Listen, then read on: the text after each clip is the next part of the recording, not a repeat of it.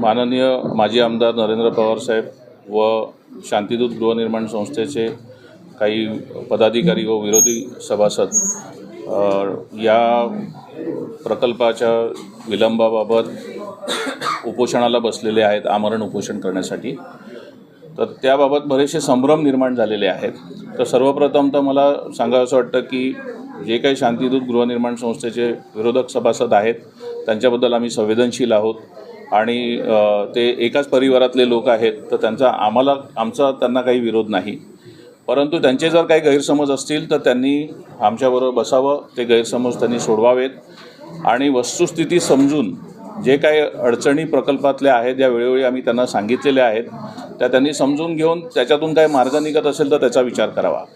या सगळ्या परिस्थितीतून जो काय संभ्रम निर्माण होतो आहे आज समाज माध्यमाच्या माध्यमातून, जे काय राजकीय वळण किंवा त्याच्याशी निगडीत ज्या ज्या काही गोष्टी घडत आहेत त्याच्याबद्दल एक क्लॅरिफिकेशन देण्याकरता आम्ही आज ही पत्रकार परिषद बोलवली होती आणि याच्यामध्ये आम्ही बरीचशी माहिती तुम्हाला दिलेली आहे।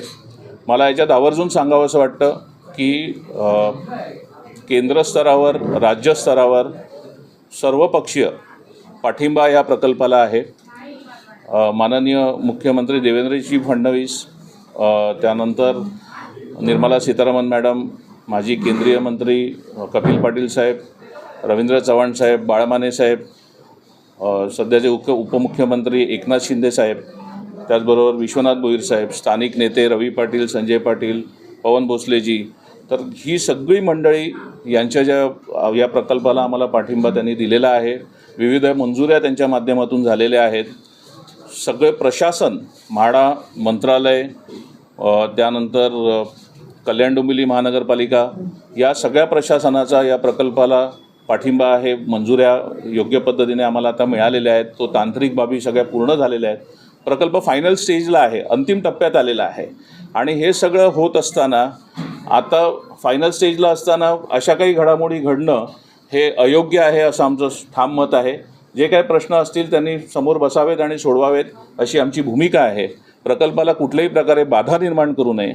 दुसरी खूप महत्त्वाची गोष्ट म्हणजे आज रविवारी जर तुम्ही सगळा सभासदांबद्दलचा जो आक्रोश बघितला असेल तर या प्रकल्पाच्या बाजूने, टायकून्सच्या बाजूने 90% सभासद आज पाठिंबा देऊन उभे आहेत।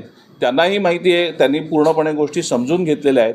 तर जे काही लोक विरोधक करतायत त्यांनी त्यांची माघार घ्यावी, आमची त्यांना विनंती आहे। गोष्टी समजून पॉझिटिव्हली पुढे जावं। लोकांना घर देणं हे आमचं दायित्व आहे, हे आम्ही समजतो। लोकांना घरं मिळाली पाहिजेत। विलंब झालेला आहे, काही